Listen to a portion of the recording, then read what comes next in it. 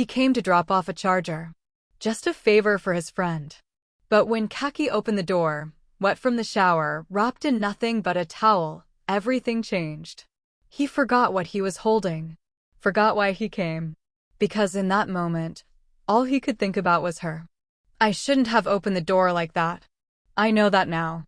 But I just stepped out of the shower, steam still clinging to my skin, my towel twisted tight and barely hanging on. I heard the knock, figured it was my brother back with the charger I asked for. I didn't even glance through the peephole. I just turned the knob and opened it wide. It wasn't my brother. It was him. Zayan. My brother's friend. Quiet. Polite. The one who always looked away a second too late. And in that moment, he forgot why he'd come. I saw it happen in real time, his lips parted, whatever words he'd rehearsed vanishing like smoke. His eyes didn't drop straight to my chest or legs. No, they hesitated on my face, like he was asking for permission, before letting his gaze trail downward. I could have screamed. Slammed the door. Hid in shame. But I didn't. Maybe it was the heat of the shower still rushing in my veins. Maybe it was the way his jaw clenched, like he was fighting himself. Or maybe it was just that I'd noticed him too long before now. He held out the charger with a trembling hand, his voice low. Your brother asked me to, thanks. I cut in, taking it, but I didn't close the door. I didn't move. You look like you've seen a ghost. He blinked. I just wasn't expecting. I raised an eyebrow. Me? He swallowed.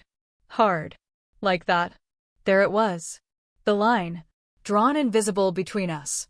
And I could have stepped back. But instead, I leaned casually on the doorframe, feeling the cool air hit my damp shoulder. I tilted my head, watching him squirm. You want to come in for a second? I asked, like it meant nothing. But it did. We both knew it did. And yet, he nodded anyway. He stepped in like the floor might collapse under him. Cautious. Hesitant. Like he already knew this wasn't just a visit anymore. I shut the door behind him, the soft click of the lock louder than it needed to be. He didn't look at me. Not directly. His eyes darted around, anywhere but the curve of my leg where the towel was slipping just slightly, or the drop of water still trailing down my collarbone. I smirked and turned away slowly, not missing the way his breath caught when I did. I walked toward the kitchen as if I wasn't still wet, as if I wasn't completely aware of how close that towel was to betraying me. You want water? I asked, glancing over my shoulder. He cleared his throat. No. Your brother said you needed your charger. That's all. I grabbed the charger from the counter and waved it at him. Mission accomplished. You're free to go. He started to nod, to turn. But then, he didn't. Unless, I said, leaning on the edge of the counter, you want to sit for a minute? There was a moment, a long, tense beat, where neither of us moved. And then, without a word, he crossed the room and sat stiffly on the couch like it might bite him. I followed, settling onto the cushion beside him. Close enough that our arms didn't touch, but the heat between us pulsed like something alive. I didn't mean to make it weird, I said quietly, tucking a damp strand of hair behind my ear. You didn't, he replied too quickly. I looked at him. You sure? He finally turned his head, met my eyes, and held them. No, he admitted, his voice barely above a whisper. I'm not sure at all. I should have felt guilty. Embarrassed. But all I felt was the thrum beneath my skin. The silence stretched between us like a wire, thin, tight, waiting to snap. He shifted. I watched the way his fingers curled against his knee, like he was holding back something dangerous. And that's when I realized. So was I. Kaki left the room for just a minute. Said she needed to put on something less damp. Her words hung in the air, heavy with something unspoken. I sat there on the couch, elbows on my knees, trying to remember how to breathe. She was my best friend's sister. That thought repeated like a warning. A blinking red light in my mind. But it felt distant now, muffled beneath the heat, still radiating from where she'd been sitting moments before, wrapped in that towel, drops of water teasing the edge of her skin, like gravity was just as stunned as I was. I should have left. I almost did. But when she walked back in, something shifted. She wasn't in a towel anymore, no. But the oversized t-shirt she wore clung to her in places it shouldn't have, and the shorts underneath? Practically invisible when she moved. She looked real, effortlessly undone, and somehow more dangerous like this. She sank onto the couch beside me again, her bare leg brushing mine. Just barely. But the touch was enough to set my nerves on fire. "So," she said casually, "you're really this awkward around all wet girls and towels, or just me?" I turned to her, flustered. "You were half naked." She raised an eyebrow. "Half? You didn't look long enough then." I opened my mouth to speak, but nothing came out. She grinned, biting her bottom lip slightly, like she enjoyed watching me squirm. And the thing was, I think she did. "I'm just messing with you," she added, her tone softening. "Relax." But how could I? Every part of me was taut, straining against a pull I didn't fully understand. Her presence filled the room, like scent and smoke, impossible to escape. I was supposed to drop something off and go. 5 minutes, max. Instead, here I was, sitting beside her, heart pounding, eyes drawn to the curve of her thigh like gravity itself had chosen sides. I wasn't supposed to want her. But the truth was I did. And I wasn't sure I could pretend I didn't for much longer. I noticed it the moment he tried to straighten his back, his fingers curled so tight against his thigh that his knuckles went white. The subtle tremor ran up his arm, and I could almost hear his heartbeat hammering in that too-quiet room. I set my coffee mug on the table between us, deliberately clinking it against the saucer so he couldn't ignore me. He looked down at the rim, blinked, then met my eyes. For a second, I thought he might lie, but the quake in his gaze gave him away. "You're shaking," I said softly, leaning forward. "Why?" He cleared his throat. "I cold." He wrapped his arms around himself like he'd walked into an open freezer. I studied him. His shirt was warm, the window was shut. "Right. Cold." I let the words hang, then brushed a damp lock of hair from my forehead. "Or nervous." He laughed, an odd, brittle sound that didn't reach his eyes. "No," he said too quickly. "Not nervous." I lifted my chin and leaned closer until the breath I exhaled dusted his jaw.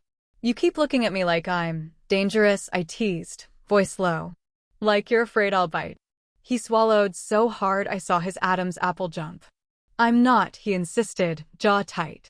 "Then why don't you come a little closer? See if I'm really that scary." The words tumbled out before I could stop them, half challenge, half invitation. He hesitated, then shifted forward, the couch cushion creaking under him. I felt the thrum of his body press against the edge of mine, so close that my pulse raced in tandem with his. My heart pounded like a drum. Every nerve ending in my body seemed to spark to life. I let my hand drift down to rest on his knee. His muscles twitched under my palm. "Am I dangerous?" I whispered, so near that I could count the stubble on his cheek. He didn't answer. His breath stuttered, and his eyes closed for a moment, as if he were fighting a war inside himself. When he opened them again, the resolve in his glance had melted away. "Maybe," he murmured, voice hoarse. "But a little danger might be worth it." I smiled, sharp and slow, feeling that invisible line between us fray, ready to snap. He stood up like he was going to leave. Like the tension hadn't already tangled around our ankles, pulling us in tighter. Like we hadn't crossed a line the second I opened the door in that towel. "I should go," he muttered, not looking at me. But he didn't move. I stood too, close enough that the heat between us pulsed like a live wire. He avoided my gaze, eyes flicking anywhere but my face, my lips, my collarbone, the hem of my shirt that had ridden just a little too high. I stepped forward. A breath between us. "You forgot something." He blinked. "What?" I reached behind him, grabbing the charger he'd left on the coffee table. My hand brushed his hip. I didn't pull it away fast. I held the charger up between us, a smirk dancing on my lips. "Oh," he breathed. "Right." But he didn't take it. Instead, he looked at me, really looked at me. And I saw it then, the shift. The surrender. Like something inside him snapped loose. All that restraint, all that hesitation, it fell to the floor like the towel I'd almost dropped earlier. I didn't wait. I leaned in, just enough to brush my lips against his jaw. Not a kiss. Not quite. Just a taste. He turned toward me, hands hovering like he didn't know where to touch. So I guided him. I took his hand and pressed it gently against my waist. And then I kissed him. Soft, at first, like a question. But his answer came fast and deep, his mouth urgent on mine, as if he'd been holding back every breath just for this. His hands found my back, my neck, my thigh. Mine tangled in his shirt, tugging, kneading. There was no more space. No more second-guessing. And when we stumbled back to the couch, breathless and burning, it was me who pulled him down with me. When the kiss broke, he looked at me like he was already sorry. But I wasn't. Not yet. Because his hands were still on me. And I wasn't ready to tell him to stop. The room was quiet now. Too quiet. The only sound was our breathing, shallow, uneven, as we lay tangled together on the couch, the soft throw blanket doing little to cover what we both knew had already been exposed. Zayan's chest rose beneath my cheek, slow and unsteady. His hand rested at my hip, but it wasn't holding me anymore.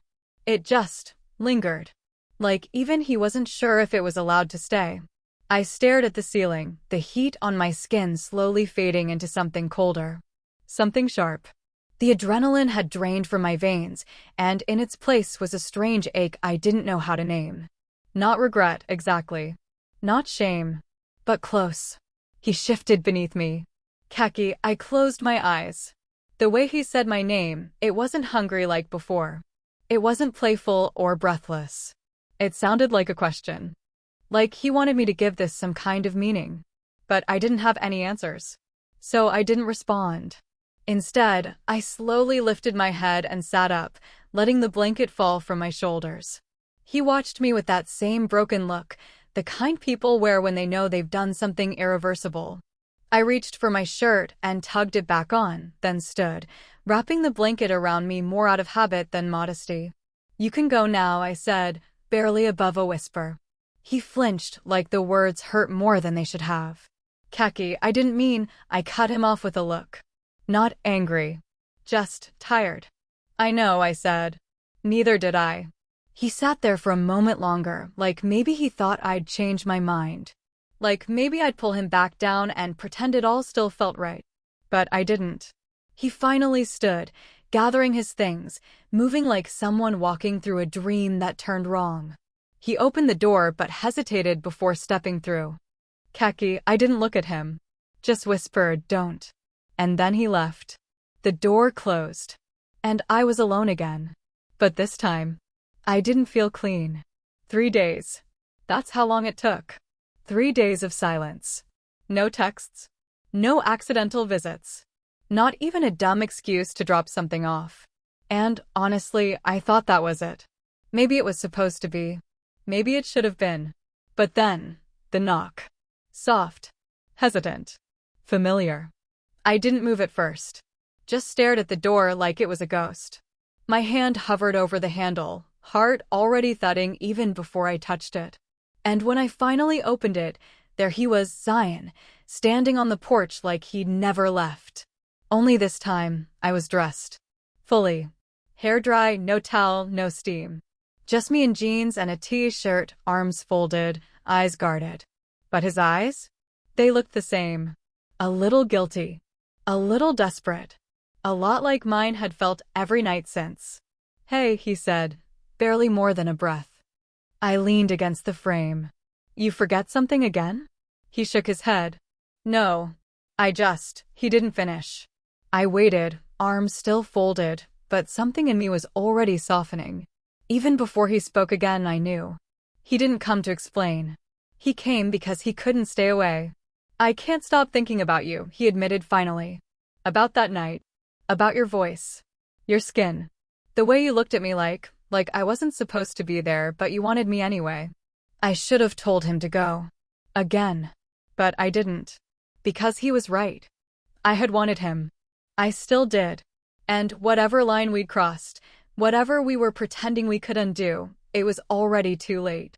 So I stepped back, just slightly, holding the door open. No words. No promises. He walked in, quiet and slow, brushing past me like something delicate might break. We didn't kiss. We didn't touch. Not yet. But when the door clicked shut behind him, I knew. This wasn't just a mistake anymore. This was becoming something else. Something we couldn't take back, even if we wanted to.